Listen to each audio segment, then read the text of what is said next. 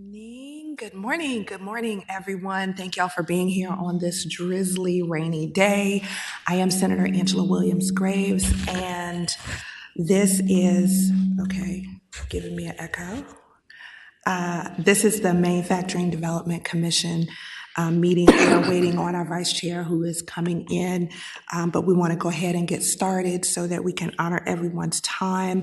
We do have a new member that is joining us, and so if you would introduce yourself, tell us where you're from. Hi, I'm Mike Watson, former delegate 93rd District quite some time ago, but I've been a business owner for 34 years until I recently sold my business, and worked in both Virginia, had facilities in Virginia and in North Carolina. So I constantly got to compare one business climate versus the other and made decisions based on that. So I hope I'll be able to bring some of that here to the commission. Reformed delegate too. Reform delegate. Reformed delegate. Well, welcome. Thank you for being here. Thank you so much. You're welcome. I think we need to have roll call. Go ahead with that. And I see Delegate Henson walking in the door. Great, that's just perfect timing. Perfect timing. Senator Williams Graves. Here. Senator Stanley. Next to Bagby. Senator Bagby. Next to Stanley. Delegate Srinivasan. Here. Delegate Henson. Here. Delegate Martinez. Delegate Bloxham. Delegate Freitas. Brett Vassy. Here. Dr. DeWitt Hale. Mike Watson. Here. Amy White. Kimberly Humphrey. Here. You have a quorum, Madam Chair. We do have a quorum. Wow. All Let's right, vote on thanks, stuff. y'all. I appreciate that. We were not sure if we were going to actually have one, so this is great. So the agenda shows that we have to adopt the virtual meeting policy. That is not something that has to happen every meeting, so we don't have to do that. We did that in the previous meeting, and so we're going to move to our presentation on the Manufacturing Competitiveness Index report. Brett? Yes, Madam Chair. All right, do you mind taking the podium? Sure. Thank you. That's where you do your best work. Yes. Take the podium.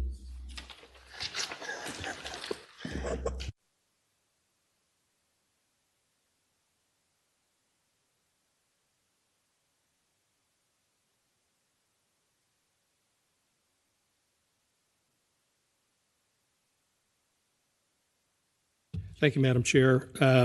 Brett Vassy, CEO, Virginia Manufacturers Association. Before we go into the index, let me just give you some context.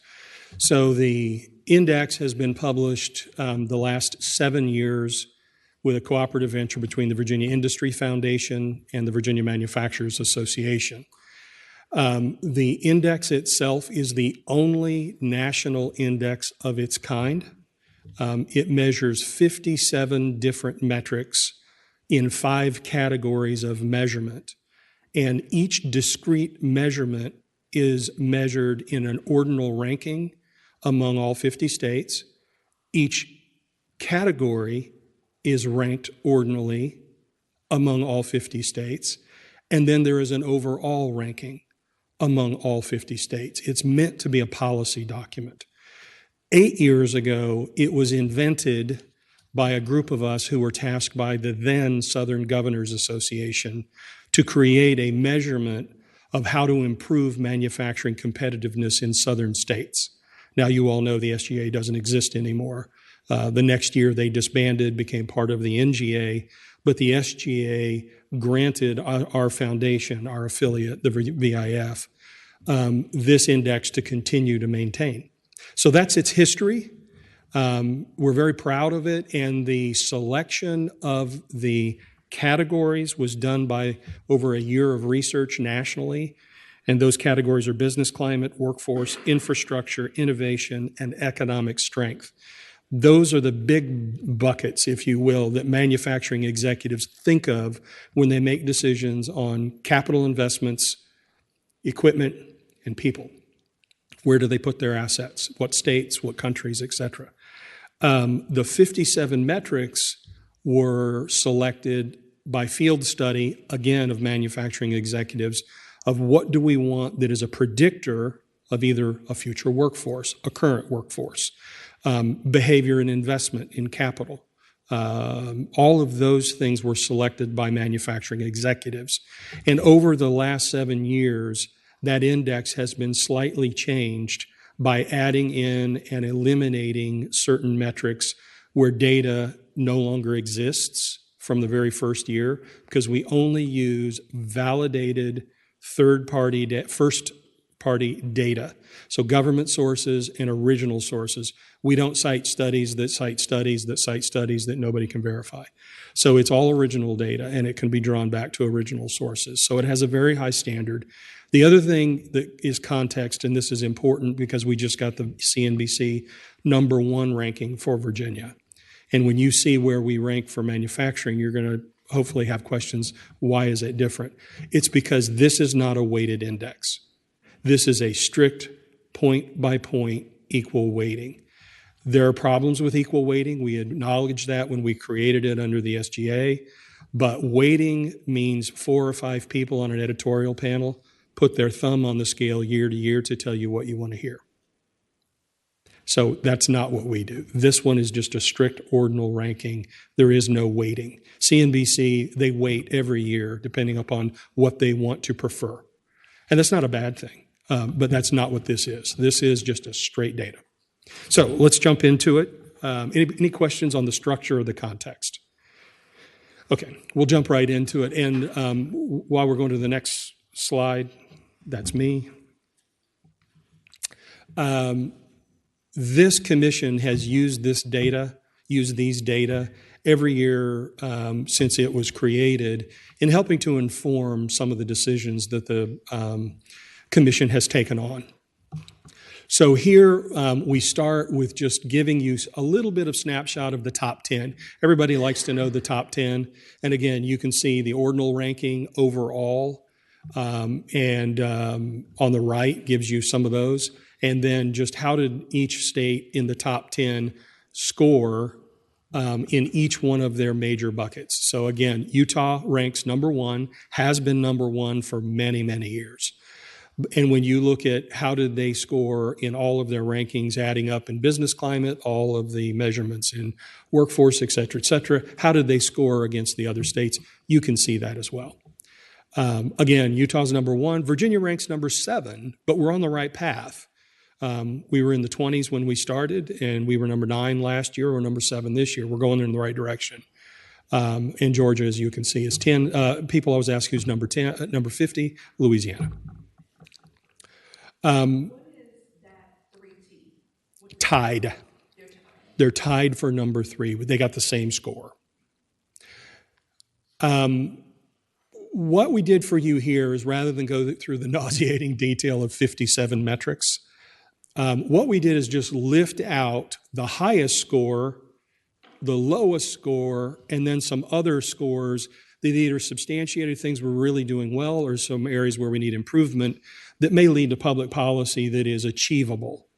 And so on business climate, we're #6 in the country. That's a very good place to be. Manufacturer, I say this all the time, you can be pro-business and not pro-manufacturing. We depend on fundamentally different things than your average retail business or service sector business. So workers' comp has been, this is consistent for as long as I've been in this business, over 25 years. Workers' comp has been a real advantage for Virginia businesses, manufacturers in particular, because we have very high-risk workplaces. So we get #2 there. Manufacturing operating costs is a new phenomenon. This did not exist 25 years ago, I can assure you, but today the cost of operating for a manufacturer, we rank 31. We're now the highest cost southern state. We used to be a very competitive state from an overall cost. That day is no longer. We have to overcome that with other things. And it's further substantiated by the value of $100. When you look at what $100 buys you in Virginia versus other states, we rank 38th. So the cost of operating in Virginia is an issue if you're very cost sensitive or your pricing is based upon foreign competition with much lower entry costs operating costs and labor costs. I have a question. Yes, ma'am. On the workers' comp premiums, can you explain that again? I think I may have zoned out a little bit with that. You said that we're a higher risk workplace? Manufacturers generally, if you look at the Department of Labor and Industries data, arborist and forestry is highest risk, I think still. Mining has been in and out of that depending upon time. Certain manufacturing work sites, because we have higher lost time injuries and death. Now, we have not had a death in the last, I think, 2 or 3 years, but if you're doing accounting, you don't have, you may have a laceration from a stapler, but we have very, very complicated work environments. So our workers' comp, it's remarkable that we have such a low rate and we have such heavy industry in Virginia. I mean, we build ships and we still have low comp rates. It's because our manufacturers focus on safety. Okay, thank you. Yep. Workforce, that's the next big one. And I would say business climate is really important to all manufacturing executives, but the number one issue when we poll them year over year is workforce. Here are some area data points which I think you should find interesting. Number one in the country for our veteran share of the population. That shouldn't be a surprise. Why is that important for manufacturers? Because they are the preferred hire. The more people we have that were veterans, the better it is for hiring. There's absolutely no doubt. Every manufacturer will tell you that. Number 17 in percent of women working in production occupations. Now, that was not in existence 7 years ago or 8 years ago. This is a new addition to the index that was added last year because I want to be careful how I say this and get it right. Based on our analysis, there is no way Virginia manufacturers will meet their production hiring requirements in the future unless we solve this problem. There are not enough men to solve the problem, and there are too few women choosing production occupations. Historically, that was explainable. Heavy lifting, inflexibility in shift work, most of that has changed. And even in the environments that are still heavy, in particular, have lifting requirements, we have lots of assistive aids with robotics and new electronics, everything from pallet jacks to actual robots. So the accessibility of production jobs has changed. And so an objective of the industry is to increase the number of women in production occupations in particular. Only 11%. 11% of our production workers are women. Not good. We've got to do better. So that is achievable, and this commission can tackle how to do that, and we'll make some recommendations at the end. Do you think that the automation of manufacturing will be helpful with that? It is. We see it in every workplace in manufacturing that has automation, the female participation rate increases. Okay. Because it's more accessible. Number 35 in the country in manufacturing credential attainment as a percentage of overall credentials. What that means is it's one thing to say, and there is a measurement in the index that says it ranks all the states in ranking of how many manufacturing credentials individuals obtain. And that could be everything from a journeyman license to a manufacturing technician certification. That's not a fair or accurate comparison because a big state like Indiana, manufacturing is the industry in Indiana.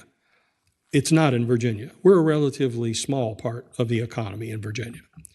But when you look at the policy decisions that can come from comparing how all of our public institutions produce industry credentials and what share of those are manufacturing, That's the metric, and that's what that is. We rank 35th. We have a lot of room for improvement. We're meeting less than 10% of most of the demand for all the high demand occupations in manufacturing, but yet we're the highest paid employer. There are lots of good reasons to get this one right. Produce more industry credentialed, licensed, apprenticed individuals. Number 38 in age population. We do not have enough young people. That surprises people to hear, but we need more. That's our sweet spot, 25 to 44. That's our highest productive workforce. We need more. We don't have enough. We have the highest participation rate in the workforce in history. So we have more people working than ever before, but we need people to have more babies.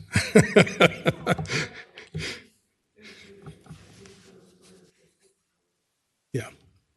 So this gets at what policies help foster families. Is you wouldn't think about that from a manufacturing perspective, but again, they all go hand in hand. If it's a high cost, you're going to pick a low cost place to start your family, et cetera, particularly veterans. So it all comes together under one reason. Yes, sir. Ask a question relating to the young people availability. Is it not true that we're losing a lot of our young people to places like North Carolina, where they have more of the high tech and the life science jobs and all that, Texas, other places where people are leaving here because there isn't the opportunity that you can get at so many other places? Isn't that part of our challenge is they're leaving for other locations? Yes. One data point, it's not in this index, but we'll be publishing, the VMA will be publishing this later in the year. In fact, my colleague, Stacy Gordon, will be the author. We've identified the percentage of Virginians receiving degrees from Virginia institutions and the percentage of Virginians receiving degrees from Virginia institutions that remain in Virginia. And it is a shocking number. Yeah. Our preliminary data shows that our biggest flagship schools are educating people out of state and sending them out of state for the most part. We can reverse that. Yep. Will that be accompanied? Thank you. Will that be accompanied by other states that flagships are sending them to Virginia?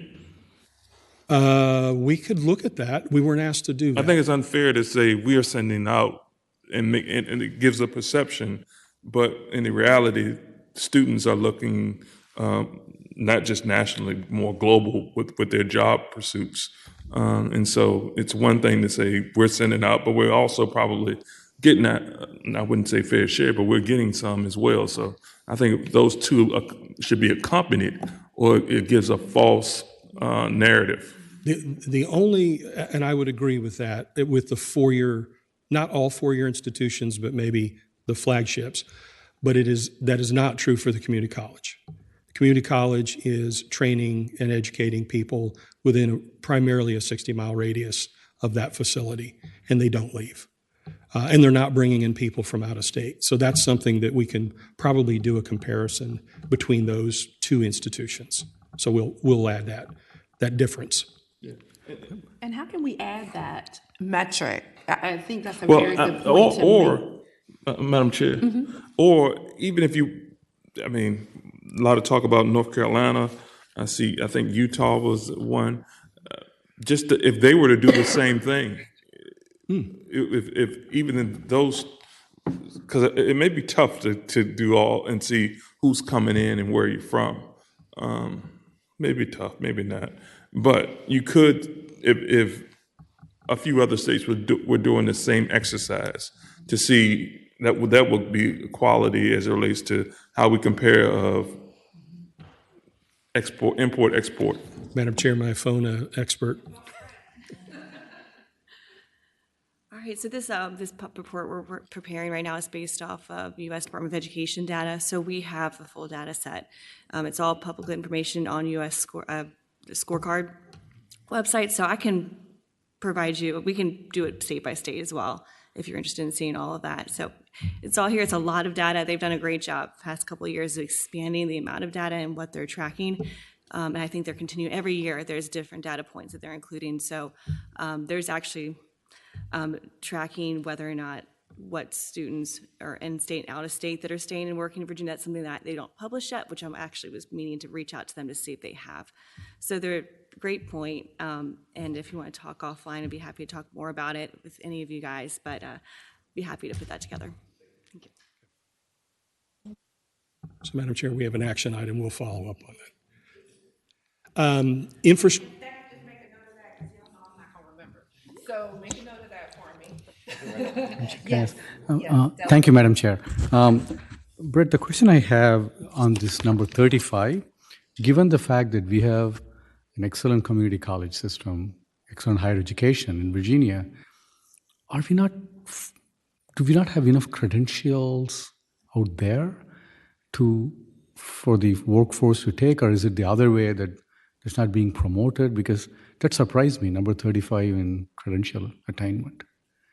This is probably a longer conversation, but out of Virginia's community college system, the majority of the community college systems, and I don't mean this in a critical sense, but the majority of them still operate as junior colleges. They don't see themselves as industry credential providers. They all will do customized training, and they love to get grants and then go to the manufacturers and say, what do you need? And for the last 20 years, we've said the same thing, and we've documented it. And so we're in this do loop of studies for, quote, customized training. And it's well-intentioned, but it's just the institutions aren't set up to do credential training, because you have to have instructors that are certified. They have to understand the subject matter.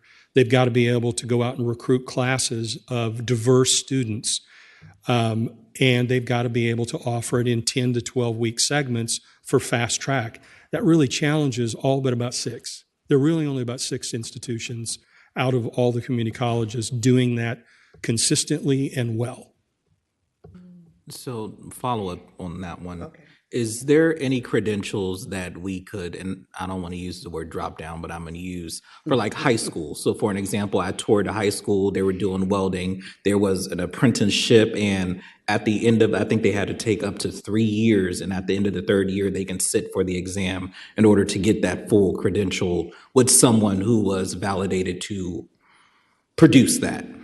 So in Virginia, are we working with high schools at all to help with those smaller credentials that are easy to obtain, so then that way they can move on to whether that's a 4-year institution or go beyond that career ladder?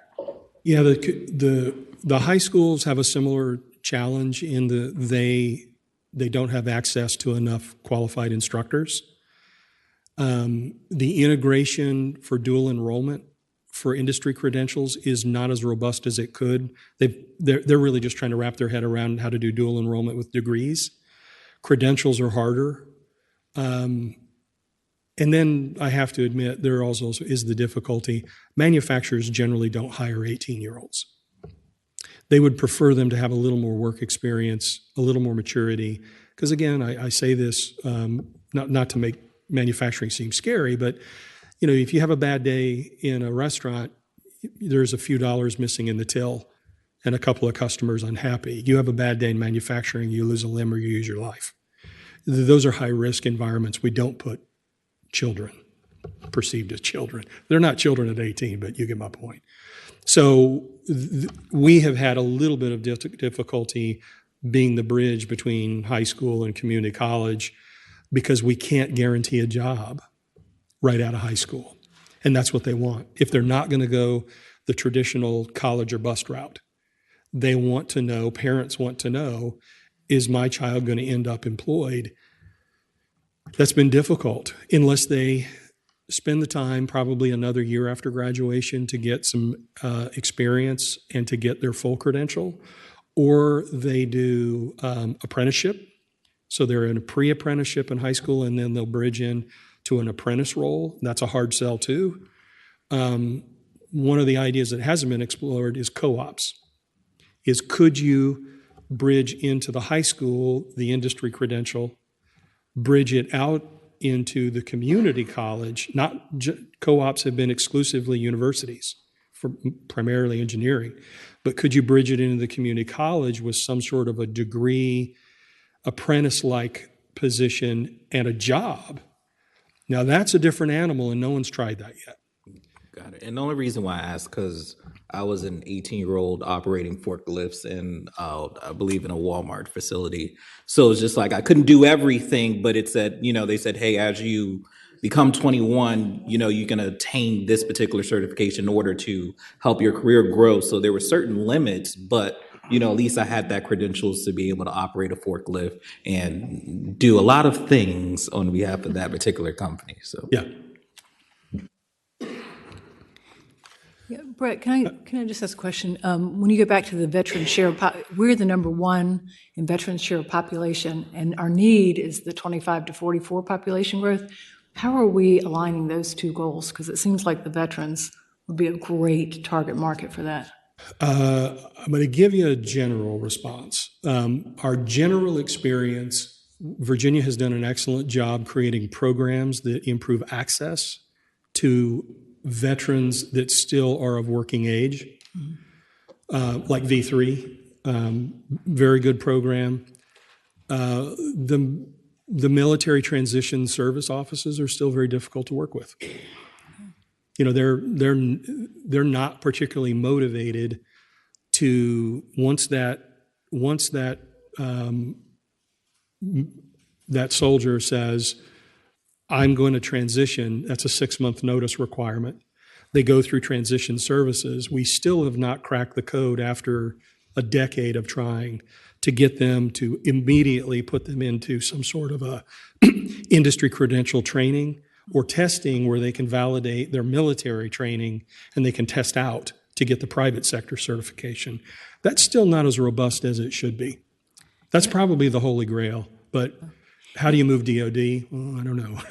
But isn't there money right now for manufacturers to take advantage of when military veterans are coming out, that they can kind of fund some of that? I thought I heard that there was some funding there. It's not really a money problem. It's an access problem. Okay. It's really inconsistent when you approach the transition service offices and to get them on their end to do career planning that includes credentials. That's not their responsibility. Their responsibility is to try to keep them, and if they're not, get them out and do the checkbox. That's been our experience. Some do stellar work. Fort Lee, which I can't even remember what Fort Lee's new name is. Greg Adams, yes. They have done historically, in my experience, have done a pretty good job with transition, and Norfolk Naval, of course. But it is employers have a hard time accessing that network unless they go through V3. Infrastructure, again, because manufacturers, the 4,000 roughly manufacturers, absolutely depend upon transportation infrastructure, wastewater treatment, electricity, natural gas, hazardous waste, solid waste, everything you can think of that is public infrastructure, they have to have, and it's a competitive position. We're number 3 in our transportation expenditures as a percentage of total state spending. That's pretty remarkable, but when you hear the Secretary talk about we have more roads than anybody else, it's not a surprise. We have a lot of pavement, we have a lot of bridges, we have a lot of tunnels, but generally I get very few complaints about, other than some choke points during construction, but generally it's a huge advantage, our transportation infrastructure, air freight included. Number 9, in the cost of industrial natural gas. I point out that and number 33 because we are trapped in a debate that is a political debate over what kind of energy we should be using and what we shouldn't, without the knowledge of how things are made.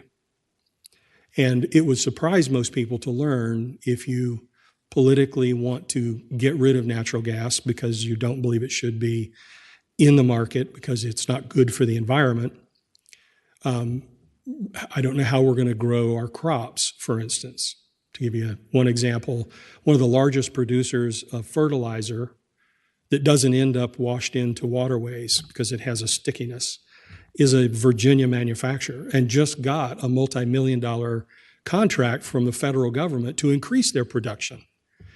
Well, guess how they make that fertilizer? With natural gas. It's a byproduct of a chemical process. So when you really start understanding manufacturing, you understand some things that are popular politically cannot happen if you want manufacturing. And then if you don't want that and you're still willing to sacrifice it, you have to look under the surface of how those products are used. And one good example is fertilizer, for instance. That same process we use for fuel for our steam generation. And we also use natural gas for heat treating. We can't electrify those plants. So most of our plants that we generate our own steam and the plants where we do any heat treating, you can't electrify those. It's not cost effective and it won't reach the temperatures you need to make those products. And those include defense products, by the way. So if you want your ships to still float after combat, you got to have natural gas in that play. So we have a huge advantage that despite all the challenges, we still are number 9 in the country. It's actually a really good news story and good environmental story. We can show the GHG emissions too. They've gotten better. 33 in electricity. We're going the wrong direction fast on the cost of electricity. 33 in the country, we're 11 out of 13 for large industrials among our competing 11 southern states. 11 of 13. So we have to pay attention to that if we want energy-intensive manufacturing. If you're willing to sacrifice energy-intensive manufacturing, and states like California have made a policy decision they're going to sacrifice them, then you don't have to worry about it. But that's over 900 factories. 900 of 4,000 are energy-intensive, and 6 communities go bankrupt because we still have corporate towns. People forget that. We still have entire counties that depend upon one anchor manufacturer.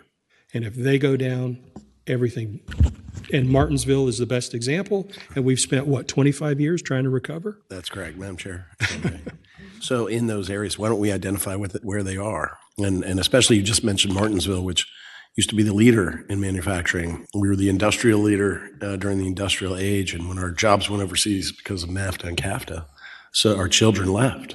There was a diaspora of our children who had have to go to different states to get jobs, and it hurt our education system. It hurt our economy there, devastated it, and also our government, our local government's ability to care for the people. So what are those target areas that if we move away from that in Virginia, then we're risking those populations in those historic regions? Which ones? We've got. I didn't mean to give you a quiz here, but I know Martinsville's one. Yeah, we've got Franklin, we have West Point, we have Hopewell, we have in the western part of the state, starts with a C. I'm forgetting the name of the small town in Augusta County. It's Augusta County, and then we have a facility also in Giles County. All of those are 100% dependent communities, or nearly 100% dependent communities on an anchor. So it's, we're still, it's actually a good, it's a good news story. We still have vibrant, big industry where a lot of states lost it all, and we're still doing okay. But we have to pay attention to those fundamentals. Thank you. Yep. Madam Chair, question. Thank you, Madam Chair. The number 33, for the average industrial electricity price per kWh, kilowatt hour, that surprised me. I was just trying to think a comment I heard that we are one of the lowest energy cost states. It's a play on words. You have to listen carefully to the stats that are cited. Okay. There's a difference between the average electricity price and the average electricity rate. Utilities and advocates will oftentimes use the word rate. Rate. The rates are different. The rate is what the SEC controls. In Virginia, we have proliferated 17 additional add-ons to the rate that create the total price of electricity. So there's a difference between rate and price. But for manufacturer, I'm sorry? And I was going to say, Madam Chair, to your point, residential is also fundamentally different. We are very competitive in residential. Price or rate? Price and rate. Price and rate, okay. Yeah. I'm learning. Yeah. So, but for a company, it's the price that matters. Yes, correct. Okay. Now, where would Tennessee and North Carolina rank on the 33? North Carolina, did you say North Carolina? On the average industrial electricity price. Tennessee is very low because they have TVA. They have all that hydropower, which is free. Tennessee Valley Authority. Yeah, they have incredible rates and incredible costs, total price. And North Carolina? I don't recall where they're at. They are a little better than us, but not substantially better. Because they have a lot of the same utilities that serve us. Thank you. And Thank you, I'll Madam just Chair. say, Madam Chair, I know we are talking about a lot of southern states. I think for anybody else doing presentations, if we can look at all of our neighboring states, because I know I'm in Northern Virginia, so we do a lot with Maryland. A lot of people live in Virginia and work in Maryland and DC. So to get that data as well, too, I think that is a huge benefactor because of that Northern Virginia population. Agreed. Yeah, we can give you that, but I will tell you point blank, north of Virginia, there is no competition for manufacturing. No manufacturer is looking north of Virginia. That doesn't exist. In Maryland, Southern Maryland, La Plata? Absolutely not. And when you see the rankings, you'll see why. Okay. They are so substantially more competitive and restrictive that if you have a choice, you're going to put your capital in Virginia or south of Virginia. That's why. Virginia is now sort of the Mason-Dixon, if you will, of the manufacturing investments. Outside of very specialized technologies, like New York has done very well with fabs because we have a lot of federal money to stand up those microchip plants.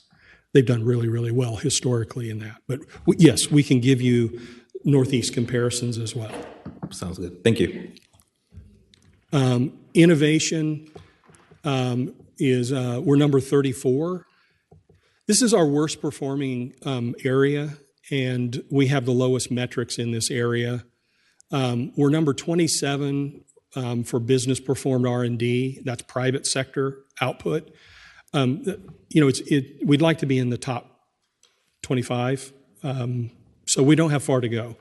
So making sure that we've got good policies, and we're looking at trying to get companies to keep their R&D, their private R&D in Virginia, whether they're making biotech products or medical devices or they're inventing new packaging. We have labs for all those that are associated with Virginia factories, and we'd love to show you sometime. We're number 37, though, in university technology licensing. A statistic that former Delegate Watson and I used many years ago, Georgia Tech at one time did more sponsored research than all 8 Virginia universities combined. So policies matter, and how your institutions are structured. Some are more structured toward applied research, like Georgia Tech. Others aren't, and that explains some of the licensing. Some are just, they're geared at primary research or basic research, not applied research. That's most of the world we're in. So we're number 37 there. And then number 39 in the percentage of adults becoming entrepreneurs. That's not just in manufacturing, that's just all entrepreneurs. We use that as a metric to determine, there are a number of things behind that. How hard is it to start up a business is probably one of the reasons behind it. But just also, are we creating an environment where we have more people that want to sign the front of the check than the back of the check? And obviously not. We need more in that space. That leads to risk-taking, which really leads to more startups, which leads to more innovation, which is what we survive on to be competitive. In fact, Madam Chair, I don't want to belabor this, but just as a side note, before I came in this morning, had a conversation with a new startup to make a new vehicle, first time in 8 years in Virginia, and it will be an electric tuk-tuk. If you've ever seen, any of the James Bond films or any Indian movies, the little three-wheeled cart that they move people around in, we're going to be manufacturing a new all-electric tuk-tuk in Virginia, which is actually pretty cool. Yeah. So innovation comes from risk takers.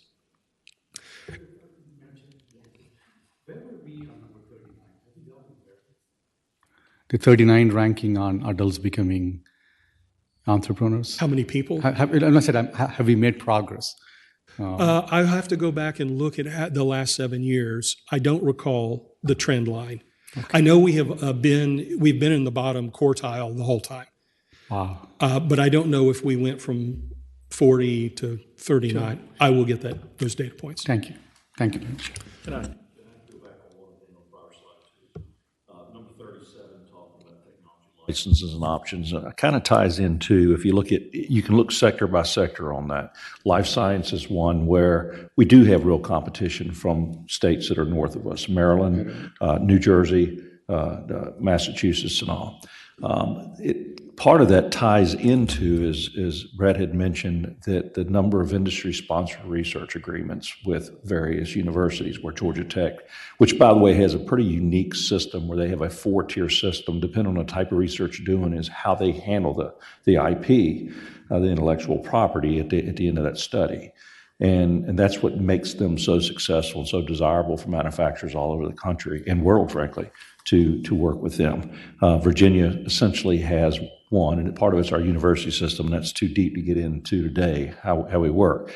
But some of the resulting factors out of that, though, that do affect the states around us, if you look at the number of industry-sponsored research and successful research done at these universities and look subsequent to how those jobs are created because all of a sudden they're hiring these students to work on this, and manufacturers will they'll hire those students. And so that helps from the job standpoint. But there's also additional grants that come from National Institutes of Health. If you do a study on the amount of grants coming from NIH to these various states, you will see they match very closely to the number of industry-sponsored research, because that's where the research is being done, was initiated. And now NIH, by comparison, you're talking about just north of us in Maryland, North Carolina south of us, Maryland north of us, and they make I've not seen the numbers in about 3 or 4 years, but it was many billions of dollars to each of those states, and Virginia was in hundreds of thousands. And they're on our north and our south. So and if you go back, you can actually tie that to where this research was initiated. So it gets much broader than just, the initial where the company's, investing research dollars, because all of those generate new businesses, new jobs, and so forth. So there are some northern states that have some advantages over us in those areas too.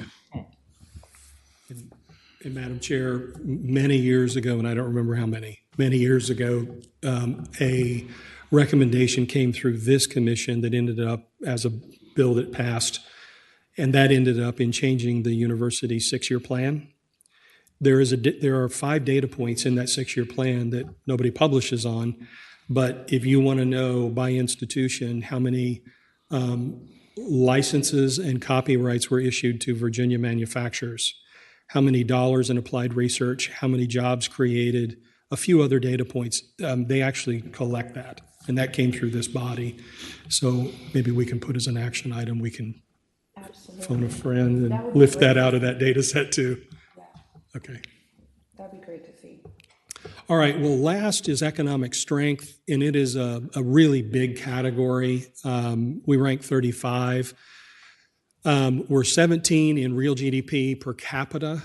That's just a measurement of output and overall, and we've done very well there. You want to be in the top half. We're 24 in capital expenditures per manufacturing employee. That is a troublesome sign, and we're going in the wrong direction. So I can tell you behind the scenes on this, our manufacturers who have a choice do compete us against primarily southern states, where they may have other facilities because we are higher cost, and we're the only state in America that taxes the machinery and tools of a manufacturer. And there is no solution for that other than replacing the revenue for local government. The legislature has tried to figure that out, or creating some sort of state subsidy for capital investments that is beyond the big dollars awarded to the really mega companies through the traditional economic development. But capital expenditures have declined over time, and we've lost position. We're now at 24. So technology is our lifeblood. It's something we want to pay attention to. And then our share of gross state product, again, we're not a manufacturing sector state. I mean, I'd love for us to be, that large, but our share, we're 39th. So that tells you where we rank as far as all manufacturing in all states. We're 39th out of 50 states. So we're not a state that's putting, $200 billion into the economy. Ours is a little lower than that. So we're number 39. But the last one that we think is worth pointing out, we are a port state. We are an entry point and have been since we were the Virginia company. And we rank 39th in exporting. We can definitely do better. So that one is one that I think is a perpetual opportunity to help all manufacturers, really all companies, figure out exporting. The world's become a lot smaller, and the USMCA made the world even smaller. And we have really good resources to help small and medium companies find markets. It's just traditional manufacturers in particular. They don't think of foreign markets if they're totally domestic focused. But once they go through that whole process, somebody helps them with, knocking down non-tariff barriers and access to markets, et cetera. It all becomes a very virtuous cycle. So we do rank 39. Madam Chair, I had shared with Tom and the team that we would just throw out of this what are some policy ideas for consideration. Clearly, number one is the industry credential attainment and improving career pathways in K through 14. A subset of that is recruiting strategies to get more women to consider these career pathways and occupations. Madam Chair, we mentioned this at the last meeting. When we think of reducing the cost of manufacturing, the best way historically we've done it is to do the JLARC update. It has been 10 years since it has been updated. I went and looked. It was 2015. So if there were a way to put that in the JLARC queue, it'd take a year or more, and you'd be right at 10 years with the data. And that would give you a lot of information about the cost of regulatory compliance and where we can make improvements. And one in particular could be improving access to recycled materials because it's a lower cost material. And that's been talked about a lot through this commission and others. Then lowering the cost of electricity, it's a no-brainer. Making sure natural gas is still available as a fuel feedstock. Economic development. Surprises people to hear this, and I can say this, I used to be an economic developer. What we just went through as a state to streamline, organize, and create a common entry point and set of metrics for the workforce system. You created the new Board of Workforce Development a few years ago, then you created the Department of Workforce Development and Advancement because we had 17 agencies, 21 programs, $300 million, federal, state, and local, all disorganized. And economic development is more disorganized and disaggregated than workforce. And we have no agency dedicated to small business. Not one. We dismantled it during a previous administration. So there's a huge opportunity to refocus on small and medium businesses, not just manufacturers, but, and that could include things like helping with export assistance, which there are lots of great programs that just have to align. You don't need new money. But we don't have an access point that's common, consistent, and organized. Huge opportunity. And then capital investment. We do highly recommend that over the next few years, we really evaluate how do we get manufacturers to start investing more in their technology in Virginia. And not just the big guys, they'll always take care of themselves. And I even say that when they're in the room. They'll always have access to good consultants, and the state caters really well to really big companies. But how do we get at the small and medium companies that just want to take a chance on a new piece of machinery or a new production line? Want to make a tuk-tuk? How do we deal with them? We don't really have a good handle on how to incentivize capital investments in Virginia for those small and mediums. So those are years of work, but we wanted to at least enumerate some options based on the discussion with the team. So, Madam Chair, that's it. Thank you. I appreciate the information and the policy recommendations as well. Looks like we're doing well in some spaces, and we've got some work to do in others. For me, the recruiting of women in the manufacturing industry, especially since it pays so well, and women are becoming more and more head of households and primary breadwinners in their families. And so that is definitely something. And then updating the JLARC report as well are a couple of things on our radar. Anything else from? I just had a quick question, Madam Chair. Sure. Britt, what is the tax that you're talking about? Tool tax, local? May I? Whenever a business opens, there's a business license, which is a tax. If their gross receipts are $100,000 or more, there's the tax based on what category they fall into. And then there's also what we call BPP, Business Personal Property Tax. And correct me anytime I get it wrong. In all of the businesses in Virginia, everything that they do business with is taxed at a percentage of the rate that they paid for it. You take the original rate, right? That the original price, and then there's a percentage of that that is allocated, and then there is a taxable dollar amount per $100 of that amount. And so, for example, these chairs, this dais, if it were in a business or a manufacturing office, if we paid $50 for each chair, $100 for the dais, that would be the BPP. What you're saying is that we are the only state that taxes BPP on manufacturers. Did I hear that correct? Madam Chair, you are correct on the first two. Okay. And the machinery and tools tax is a third tax that manufacturers only pay. Gotcha. And it's only on the equipment, and this is a Supreme Court decision, used in manufacturing. Thank you. So the equipment, for instance, if we have a company that makes a widget and it has to be packaged, all of the equipment from the point of beginning to the point of packaging is taxed annually on either the original cost, a percentage of the original cost, or the assessed value. It's one of the two, forever. Right. It never ends. And it's usually roughly, if we had to do an estimate, it's about 1% of the cost of the equipment annually. We have a member who's been paying the same machinery and tools tax on a industrial scale lathe that's the size of a car since World War II.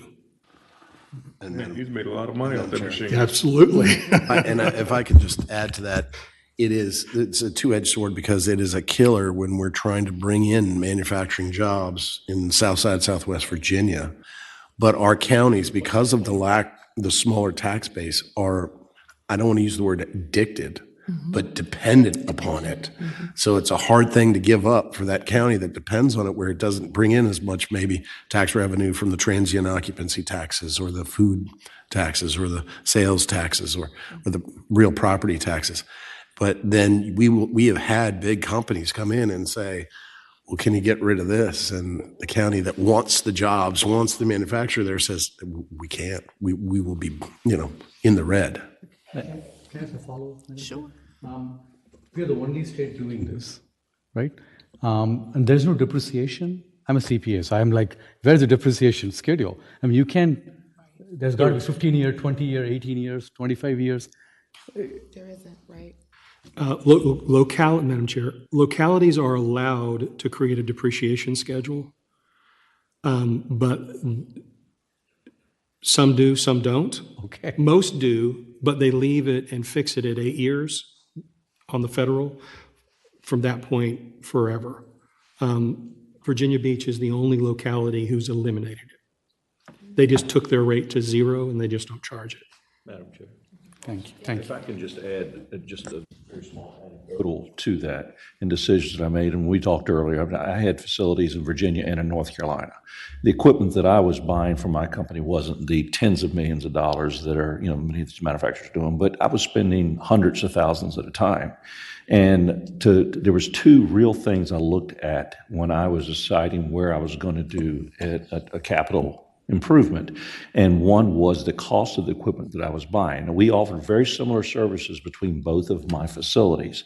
But when I had to buy, for instance, a dew point calibration machine, which is a $150,000 investment, my cost in Virginia was the cost of that equipment plus this machine and tools tax based on my original purchase price over, not the next year, not the next 10 years, but for the lifetime I've had an equipment just sitting there, whether I was using it, or not. Whereas in North Carolina, there used to be a tax that 15, 20 years ago that they've actually essentially eliminated for equipment used for manufacturing or producing a resellable good. And that's how they distinguish between the two. So it made much more sense for the expensive equipment for me to buy from my North Carolina facility, the lesser expensive in Virginia. The other factor of that is our business tax, our B-poll tax. And with that, I had where did I have high volume work, meaning a lot of money flew through the company is because I was doing high volume, but low margin work. It made sense to put that equipment in North Carolina because you pay tax on the gross proceeds, whether you make money on it or not there. So that gave North Carolina another advantage. In there used to be their business license. In 2015, they eliminated their business license. So where I was, no, none at all. And that was part of the tax reform they did in 2015. And so those are just two of several key factors between the states. When my small company was deciding where it was going to make those investments, all the math points to North Carolina. Now, again, I'm just comparing to North Carolina because that's where my other facility was. But these are real challenges we have. Now, you take a company my size, you multiply it by hundreds or thousands, and it really has a demonstrable effect on how those decisions are made. Thank you.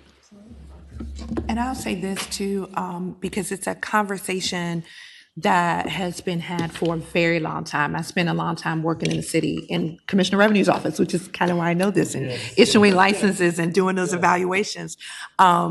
And it is a revenue issue for the locality. It is very similar. People don't really understand the car tax. People don't like it. I don't like paying it, and we did away with it. But the General Assembly had to come in and step in and say, "Oh, wait a minute," because we were at 70%, because that was a significant harm to localities' revenue, because money was being taken away, but it was not being put back. So when you start talking about revenue sources, and we don't have a revenue source to replace it with, and we also have to consider that while we are taxing businesses and their equipment, these businesses are making profits. They are making hundreds of thousands of dollars of profits. I mean, the large ones are making millions and billions of dollars of profits. Smaller ones are making hundreds of thousands of dollars in profits. And that's what businesses are in business for. It's not to break even. It is to make a profit. But we also have to consider that we can't just take money away from localities without giving them because this is a dedicated source of revenue for them. And so if we take it away, then we have to have a place or a source that is returning it. And until we can find that is going to be the yin and yang forever of why we don't get it back. And it hurts smaller localities, probably more so in recruiting and economic development. But then when you start taking them away from medium-sized localities like ours in Norfolk, where are we going to get the money from? And we can't make more widgets. we just can't make more widgets. So, yeah, it really is. So, any last thoughts? That was great. Any last, okay, so what we're gonna work to do is get you all the schedule for the rest of the year so that you all will have it, and then ideally the first meeting next year after session is over so that you can put it on your calendars and we don't have to worry about trying to figure it out. We've been, as committee chairs, asked to stay within the first or third week, Monday, Tuesday, and Wednesday schedule, unless there is some significant reason why we cannot adhere to that schedule. So that's what we're going to work really hard to do in terms of getting that. And then if you all have any additional requests, I want to look through this information a little bit more thoroughly. And if you have any additional requests, please make sure that you get those to myself, to Delegate Henson, and to our staff members so that we can put them in the mix and get all the appropriate speakers. There's also a letter memo, wait a minute here, from the Office of General Services. They could not be here with us today, but there is an overview here which has some great information with regard to procurement in it. So on whatever free time you might have, take a minute to peruse it over. You have a question? Oh, I do, but when you're done. Go for it. Oh, no, it seems to me, and Senator Bagby and I were just talking, and I'd like to copy off his paper. But, in order to move up in the rankings, at least in 3 of these topic areas, and then I see these policy recommendations, I would kind of hope, and maybe Mr. Vassy could come up with not just policy recommendations, perhaps some potential legislation that might move the needle in 3 areas that we think we can actually accomplish something, and it's not pie in the sky, but it's actually something that can make a difference. And then maybe we kind of, banty about and, we throw it around and see what works. And, maybe he gives us 6 or 7 proposals, not policy recommendations, but legislative proposals, and we go, we like this one, we don't like this one. And let's see, because then as a committee, as a commission, we can then say, look, we got together and we think this is right. And it makes it a lot easier, especially when it's bipartisan and it's with both chambers' involvement, that we can actually get these passed to actually make those numbers that Mr. Vassy was saying we need to work on actually move the needle. And so we're 39th this year, but maybe we're 35th next year. Maybe we're even better. And not to try to tackle all of it in one, my dad used to always say, don't try to eat a cinder block in one bite. Well, it looks But like- we could do something. And I think, Lamont was, Senator Bagby was exactly right. Let's look at something here. Let's not talk about policy. Let's write some proposals, some bill proposals, and see where they go. Well, Madam Chair. Well, the way I see it on this, looking at this as presented to us, you don't go from 7 to 6 or 5 or 4. You go from 7 to 3. And there's some opportunities to get to 3. I don't know what Utah. I don't think you can beat Utah. Nobody's ever said that, by the way. Yeah, well, The first. it's something going on in Utah. These folks must be based out of Utah or something. A lot of jokes there, Brett. A lot of jokes. But there's some opportunity. I look one of the spaces that I think, and I'll probably give you a call, Madam Chair, is it relates to an opportunity to move the needle seems to be on energy. And there may be an opportunity in a future meeting to bring those stakeholders in to provide some feedback and help us get there. One of the things, Art, as you all were talking, how about this? We send you a poll. I know I love polls. We send you a poll asking for like your top 3, right? Areas of where and we find where we have synergy, right? And then from there, we can look at what we can do in terms of policy to move the needle, and then maybe also say, as a committee, our goal would be to move this area from 37 to 35, And then from this area from 6 to 4, and from that area, and that would solidify our goals as a committee, and we are all working together in concert with that. Now, that doesn't necessarily mean that if something else comes up, or if there's an opportunity that comes up, or if there's something that a committee member feels really passionately about, that we can't look at that as well. But at the very least, we have some concerted effort that this is where we are working to go. And this is where we're going to put our energy in going. And then anything else that is a quote unquote tag along, we bring that, we talk about those one-offs as they occur. But we'll send out the poll, perhaps maybe a copy of the entire index with the poll, so you all can review the index in its entirety, because something may strike me that doesn't strike you, or vice versa. And so what are your top 3? And then if we had like a magic fairy wish list, right? What are your next 3? And then we can talk about those, and we can work together to get those. And then lastly, I'm going to go back to our field trip. We're going to work on a time to get you all down to Hampton Roads into one of our manufacturing plants, maybe even 2 of them, to get you into manufacturing plant. If we have a quorum, we can have a meeting. If we need to vote on something, we can, but if we don't have a quorum, we can still have a discussion about the different things that we're seeing there, and then the different things that we're seeing here. Does that work for everybody? Sounds great. All right, great. Thank you. You all be safe driving back home. I think that's everything. With that, meeting adjourned. Oh, Senate of Virginia, Richmond, Virginia.